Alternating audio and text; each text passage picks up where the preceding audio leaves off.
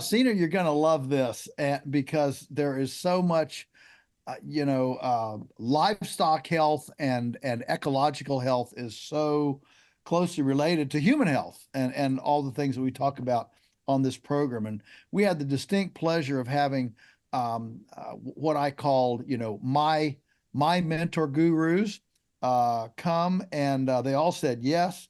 And I think I expended all my relational equity to get them here, but they were just fantastic. And yeah, it was held last week actually here.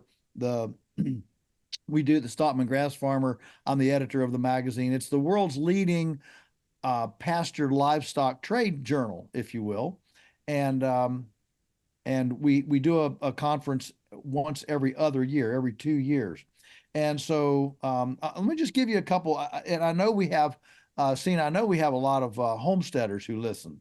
People with small acreages, people who would like to have small acreages, um, and so this will be for people who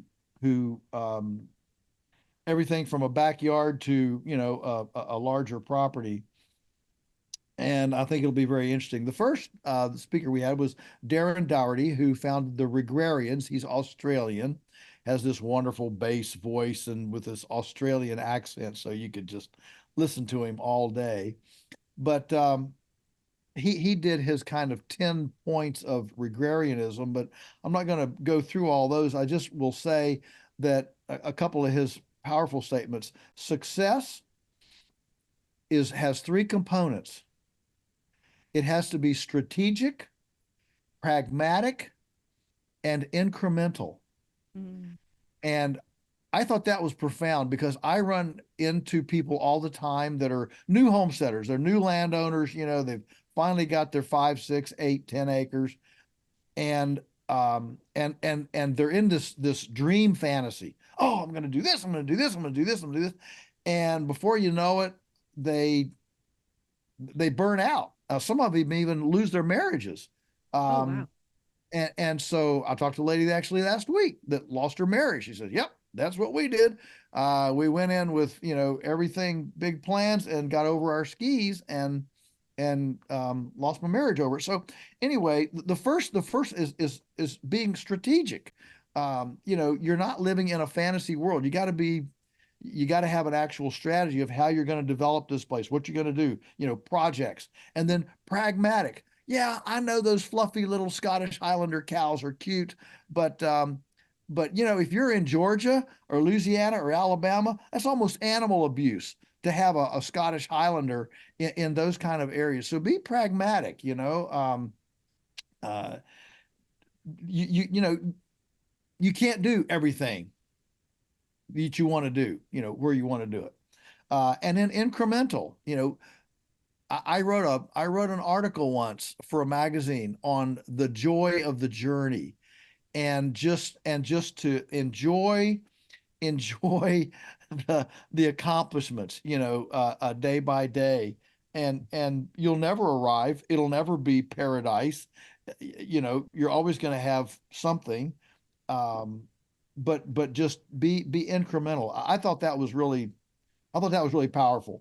Yeah. Um, Could I ask a question? yeah, yeah, So, a couple of them. So, and you can actually apply this to any business, right? Any venture you want to go on, not just homesteading. This sounds yes, applicable to any yes. journey. So, for the strategic one, when you yourself come up with your strategy, is this like one season at a time, or do you strategize about one season and then also about like this year and 5 years from now, or what do you do so that you are creating a strategy, but you're also not overwhelming and you're also not becoming too rigid, locking yourself in, you know. Right. Well, a strategy always has numerous time components. I mean, our great big strategy is grow more soil, have more water, more breathable air, more wildlife, more diversity of species, those kind of things. That's like this kind of way out there strategy. But then you have this that then informs your your strategy today. So what can I do today to get more soil, to get more diversity, to get more water. And maybe I can't do all of it today, but I can do one thing, in a year. We'll build a pond, whatever.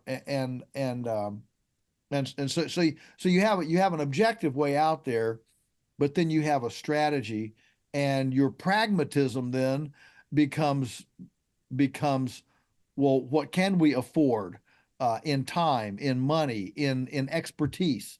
And what do I have to get a consultant for? What do I have to get? What's it going to take me too long to learn how to do? Like we build a lot of ponds around here. We probably spend on average close to $20,000 a year with for a week to 2 weeks, or a week to 10 days of an excavator every year. Now we've got a lot of acreage that we can play with and build ponds on, but people say, well, man, why don't you just go buy one of those, machines? You do all this work. Man, you know how long it'd take me to learn how, and I'd turn the thing over, flip it upside down. I mean, we hire these guys, they come in, they can pull lint out of your belly button with that big, track loader thing. And and I mean, the time it would take me to learn that skill, no, indeed. Pragmatism says hire the guy that knows how to do it. Um, and incrementalism, man, I've got 100 pond sites all around the country. I just drool. I go by these. Man, I need a pond there. I need a pond. But you know what? We got a new one. Enjoy the new one. Enjoy the step, and just enjoy that step. It's a great thing. So yeah. That was my second question. You just touched on that with incrementalism, because this is something that I struggle with as well. And I think it has a lot to do with kind of contentment and feeling gratitude for what you have versus constantly looking over there and, like, I need more, I want more, or I should be doing more. Right. So Yeah.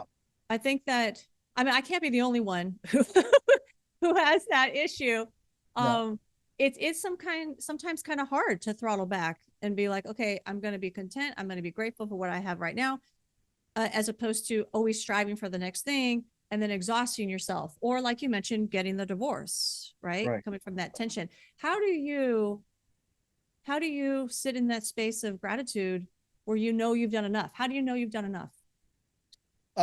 So, well, yeah, the old saying, the farmer works from sun to sun, the farmer's wife is never done, or something like that. Uh, Oh, I don't like that. Like, Something like that. Um, and so, we're list makers. We make project lists, and we put time with them. This one. So I mean, yeah, just yesterday we actually had a full staff session meeting, planning meeting on September. What are we going to do in September? So, so we went down all the things we'd like to do, and about three of them, we said those are low priority. We pushed them off into the winter. Okay, and so we de-escalated some and we escalated some. So now the beauty is all the team, we all know here's the top priority for the month of September.